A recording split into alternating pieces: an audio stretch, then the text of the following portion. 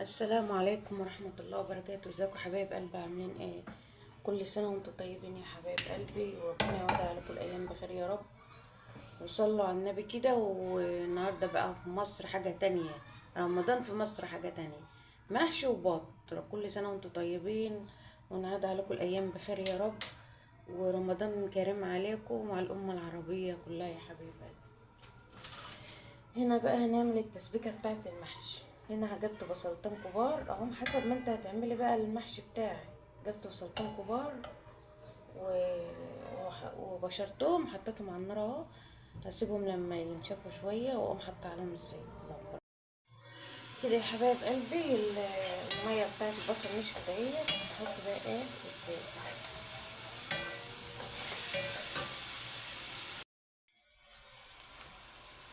كده. هنحط ايه الملح عشان البصلة تحمر معاك بسرعة.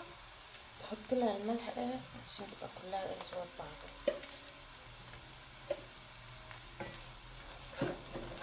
وهحط هنا برضو شوية سكر، نص معلقة سكر. مش هحط بهارات دلوقتي لما التسبيكة تتسبك عشان تفضل حمرا كده. البهارات بتغمق التسبيكة يا حبايبي. هحط غير الملح بس والسكر، مش هحمرها قوي علشان ايه اللي ياكله ما يعملش مقلبة على صدره كده. هنحط العود الخضرا ده اهو، عود بسيط خالص مع التسبيكة، بتديلها ريحة حلوة وخلاها جميلة.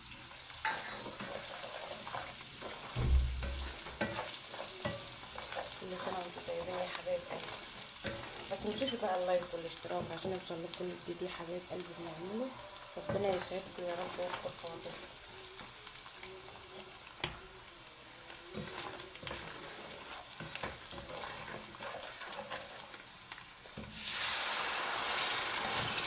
التسبيكة دي كانت عندي في التلاجة. انتوا عارفين الطماطم الوقت بقت ب30 جنيه.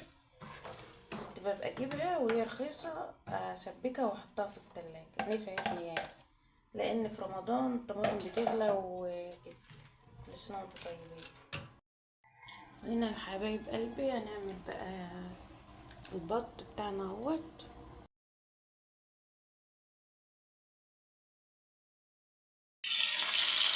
بصلة، نحط جزر وطماطم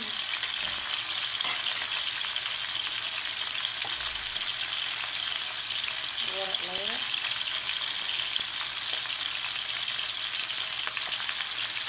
وهنحط فلفل اسمر حبة علشان الناعم بيسود الشرب. وهنحط نص حبات.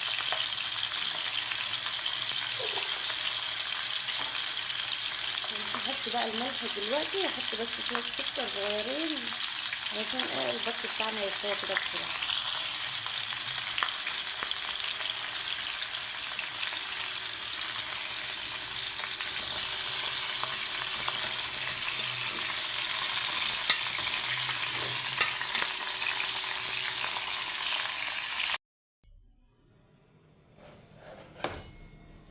دي الخضار بتاعنا بقى يا حبايب قلبي، شبت وكزبرة.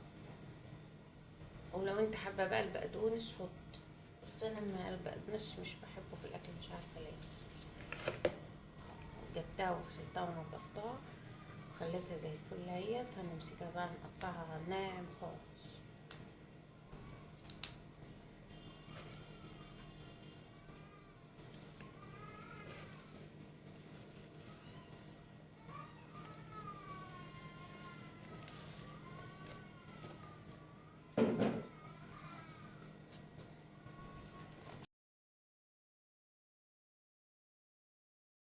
كده قطعنا بقى يا حبايب قلبي الخضار بتاعنا اهو. هنحط بقى ايه الصلصة. طبعا الصلصة بتاعتنا تسبي كده اهيت، حسب ما تاخد معاكي بقى الصلصة.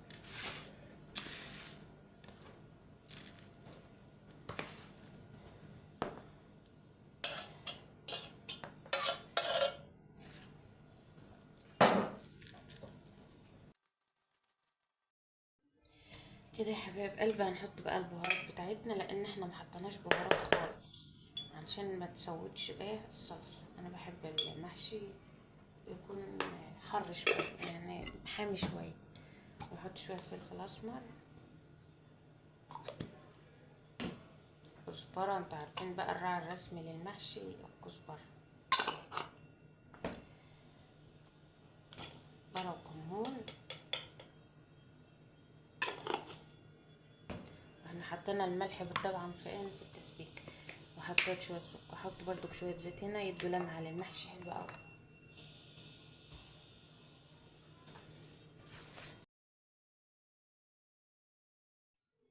كده يا حبايب قلبي عملنا بقى الصينية بتاعتنا. هنحط بقى فيها المحشي قدامي عشان اعرف ايه احشي.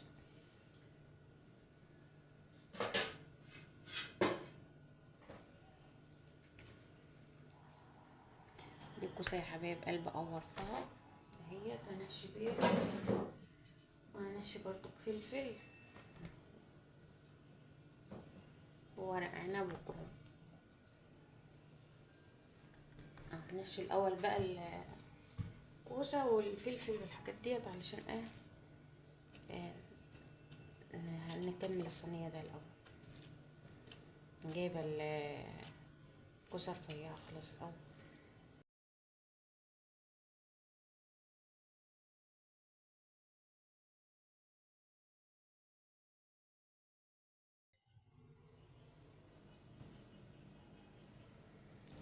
هنا قطعنا برضو الخضرة. هنحشي بقى ايه ورق العنب.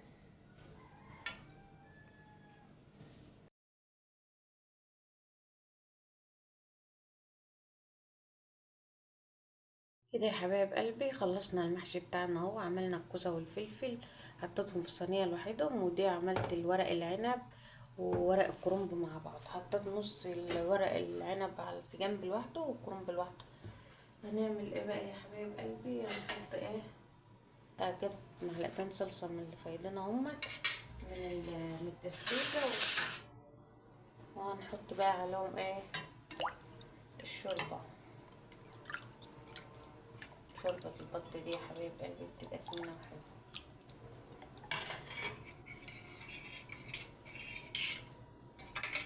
معلقتين الصلصة دول بيخلوا المحشي حلو.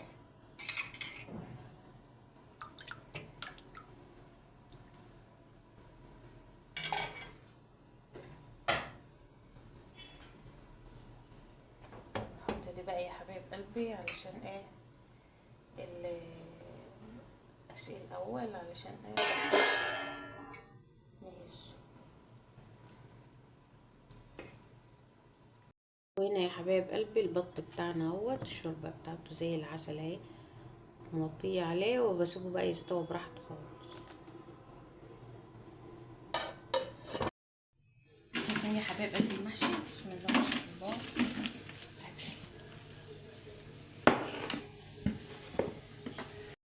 دلوقتي يا حبايب قلبي ده الفطار بتاعنا النهارده، وكل سنه وانتم طيبين ونعاد عليكم الايام بخير يا رب.